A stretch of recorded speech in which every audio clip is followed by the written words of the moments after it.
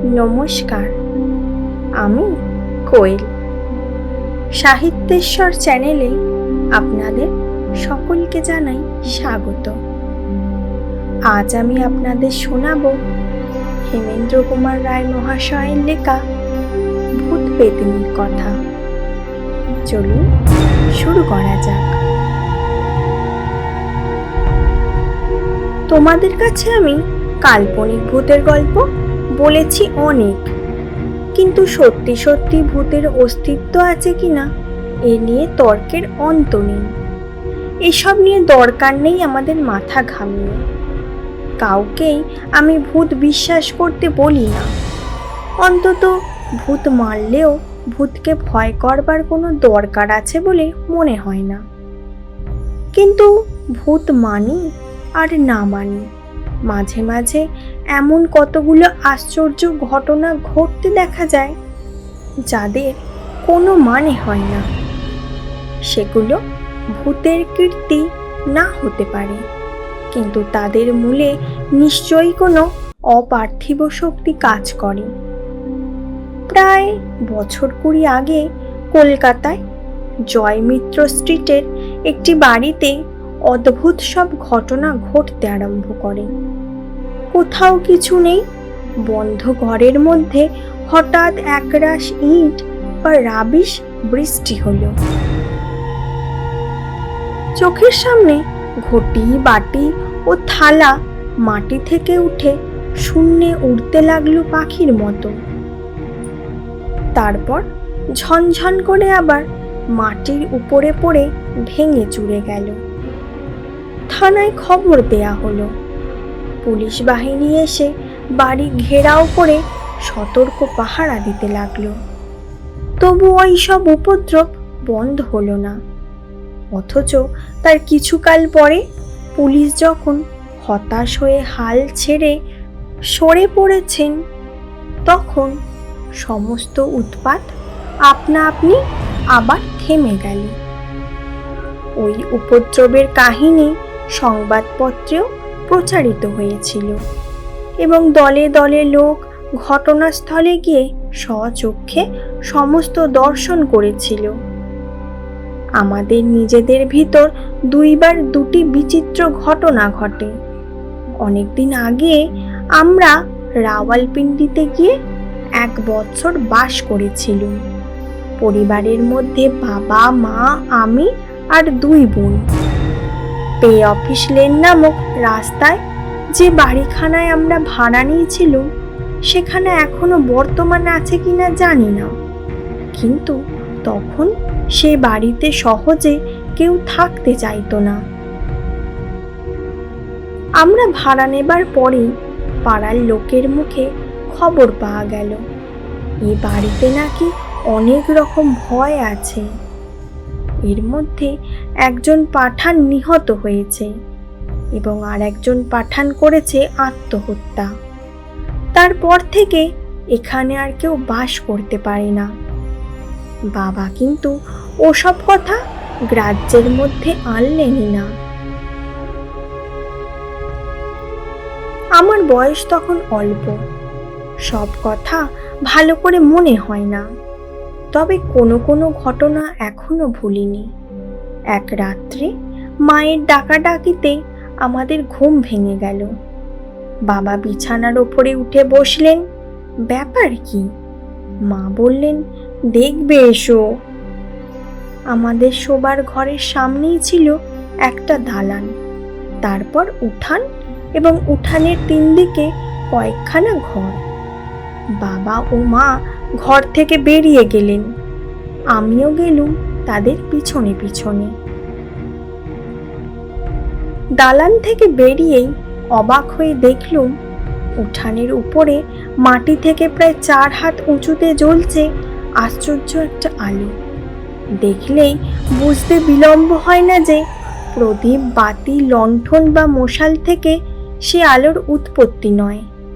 নীলাভ আলো, আকার ক্রিকেট বলের মতন। চাঁদের কিরণে ধপধপে উঠানের উপরে আলোটা এদিক থেকে ওদিক পর্যন্ত নেচে বেড়াচ্ছে। এবং মাঝে মাঝে এক একটা ঘরের দরজার কাছে গিয়ে যেন ঠোকর খেতেই আবার আসছে। মায়ের বাধা না মেনে বাবা উঠোনের দিকে অগ্রসর হলেন। আলোটাও হঠাৎ নিভে গেল। তারপর কয়েক রাত ধরে আর এক রকম কাণ্ড। গভীর রাত্রে উঠোনের ধারে ঘরগুলোর দরজায় দরজায় শিকল বেজে ওঠে, ঝনঝন ঝনঝন।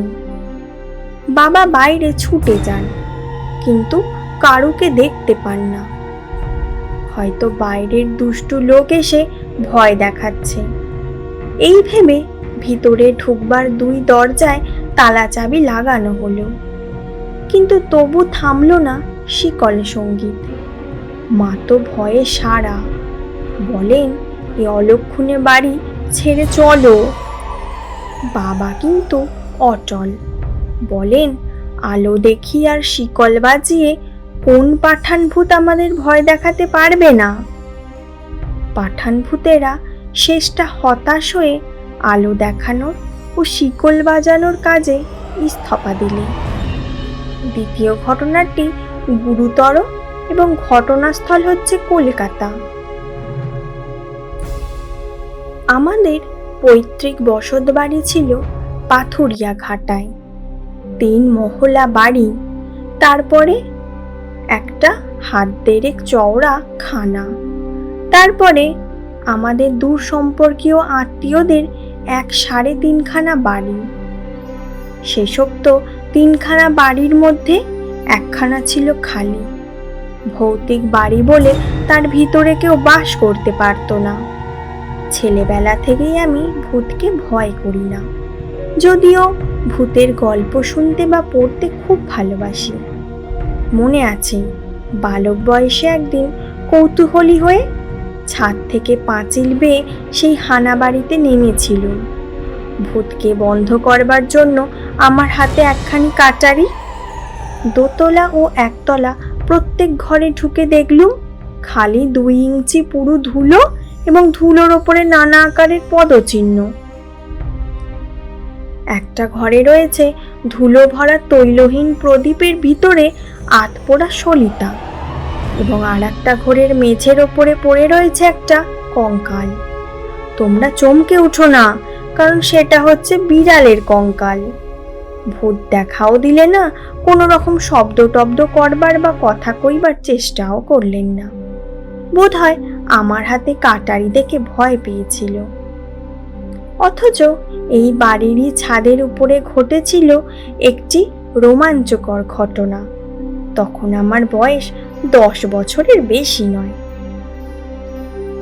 আমার বাবার একটি অভ্যাস ছিল, গ্রীষ্মকালের রাত্রে তিনি খোলা ছাদের উপরে শয়ন করতেন। একদিন অনেক রাতে বিষম গোলমালে আমার ঘুম ভেঙে গেল। উঠে দেখি কাকারা আমার বাবার অচেতন দেহ বহন করে তেতলার সিঁড়ি দিয়ে নিচে নেমে আসছেন। খানিকক্ষণ চেষ্টার পর বাবার জ্ঞান হলো। তারপর তখন এবং পরেও বাবার মুখে একাধিকবার যে কাহিনীটা শুনেছি তা হচ্ছে এই। ছাদের উপরে উঠে ঘুমাবার আগে বাবা খানিকক্ষণ পায়চারি করতেন। 2-3 দিন পায়চারি করতে করতে বাবা দেখতে পেলেন খানার ওপাশে হানাবাড়ির ছাদের ওপরে দাঁড়িয়ে আছে এক শ্বেত বসনা নারী মূর্তি। ওদিকে পাশাপাশি 3 বাড়ির একটা ছাদে উঠলেই অন্য 2টো ছাদের ওপরে অনায়াসে যাওয়া যেত। হানাবাড়ির ও তার পাশের বাড়ির ছাদে উঠবার সিঁড়ি ছিল না। বাকি যে বাড়ির সিঁড়ি ছিল তার মধ্যে বাস করতেন রাঙাগিন্নি নামে এক বিধবা নারী ও তুলসীর মা নামে এক মহিলা। ছাদের ওপরে প্রথম 2-3 দিন নারী মূর্তি দেখে বাবা ভেবেছিলেন গ্রীষ্মাধিক্যের জন্য নিশ্চয়ই রাঙাগিন্নি বা তুলসীর মা ছাদের ওপরে উঠে বেরিয়ে বেড়াচ্ছেন। ঘটনার দিন বাবা অনেক রাতে থিয়েটার দেখে বাড়ি ফিরেছিলেন। আহারাদি সেরে তিনি যখন ছাদের উপরে শয়ন করতে যান তখন প্রায় 3টে। নিঝুম রাতে বৈশাখী জ্যোৎস্নায় চারিদিক উজ্জ্বল। বাবা সেদিনও স্পষ্ট দেখতে পেলেন একটি নারী মূর্তি হানা বাড়ির ছাদ থেকে মাঝের বাড়ির ছাদের ওপরে এসে দাঁড়ালো। আজ বাবার মনে কেমন সন্দেহ হলো। ওই হানা বাড়িকে পাড়ার সকলেই ভয় করে, ও বাড়ি কেউ ভাড়া পর্যন্ত নেয় না। এই শেষ রাতে ওর ছাদের ওপরে পাড়ার মেয়ের নিয়মিত আরবি ভাব দেখে তিনি বিস্মিত হলেন। দূর থেকে বাবা চেঁচিয়ে জিজ্ঞাসা করলেন, ওখানে কে তুমি দাঁড়িয়ে আছো? কোনো সাড়া নেই। বাবা এগুতে এগুতে আবার জিজ্ঞাসা করলেন, তুমি রাঙাগিন্নি নাকি তুলসীর মা? মূর্তি উত্তর দিলে না। বাবা তখন খানার সামনে এসে দাঁড়িয়েছেন। এতক্ষণে তিনি লক্ষ্য করলেন মূর্তির মুখে ঘোমটা। রাঙাগিন্নি বা তুলসীর মা বাবার সামনে ঘোমটা দিতেন না। ওখানে অন্য কোনো মেয়ের আসবার কথাও নয়। তবে কে এই নারী? মূর্তি স্থির হয়ে দাঁড়িয়ে আছে। পরিপূর্ণ চাঁদের আলোতেও তার কাপড়ের ভিতর থেকে দেহের কোনো অংশই দেখা যাচ্ছে না। তার ভাব ভঙ্গি বৃদ্ধার মতো নয় বটে, কিন্তু সে যুবতী কি পৌরা তাও বুঝবার উপায় নেই। বাবা অত্যন্ত কৌতূহলী হয়ে খানা ডিঙিয়ে পাশের বাড়ির ছাদের ওপরে গিয়ে উঠলেন। তিনি স্থির করলেন নিশ্চয়ই এ কোনো মেয়ে চোর, ধরা পড়ে জড়সড় হয়ে দাঁড়িয়ে আছে। বাবা তার দিকে অগ্রসর হতেই সে পায়ে পায়ে পিছোতে লাগলো। বাবা বললেন, দাঁড়াও, শিগগিরই বলো কে তুমি।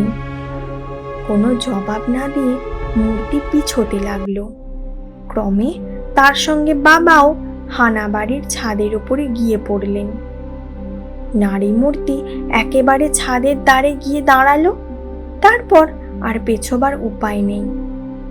আর কোথায় পালাবে? এখন আমার কথার জবাব দাও, কে তুমি? বলে বাবা আরো 2 পা এগিয়ে গেলেন। তারপর যা হলো সেটা একেবারেই কল্পনা অতীত। বাবা যখন মূর্তির কাছ থেকে মাত্র 1 হাত তফাতে, তখন পূর্ণ চন্দ্রালোকে সেই অদ্ভুত স্ত্রীলোকটি যেন হাওয়ার ভিতরে মিলিয়ে গেল। বাবা অত্যন্ত সাহসী ছিলেন। তিনি যে ভূতকে ভয় করতেন না এ কথা আমি জানি, কিন্তু এই অপার্থিব দৃশ্য দেখে গেলেন। এই ঘটনার কিছুকাল পরে আমাদের বসত বাড়ি 4 ভাগে বিভক্ত হয়ে যায় এবং আমাদের অংশে পড়ে বাড়ির পিছন দিকটা। খানার ধারে হানা বাড়ির ঠিক পাশে তেতলার ঘরে আমি বহু বছর শয়ন করেছিলাম, কিন্তু প্রেতিনী দর্শনের সৌভাগ্য বা দুর্ভাগ্য কোনোদিনই আমার হয়নি। বাবা এর পরেও গ্রীষ্মকালে ছাদে শয়ন করতেন, কিন্তু কোনো ছায়ামূর্তি আর তিনি দেখতে পাননি।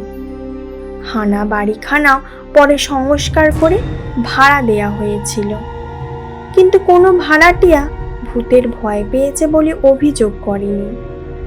বাবা ছিলেন অত্যন্ত সত্যবাদী, নির্ভীক, স্বল্পবাক ও গম্ভীর প্রকৃতির মানুষ।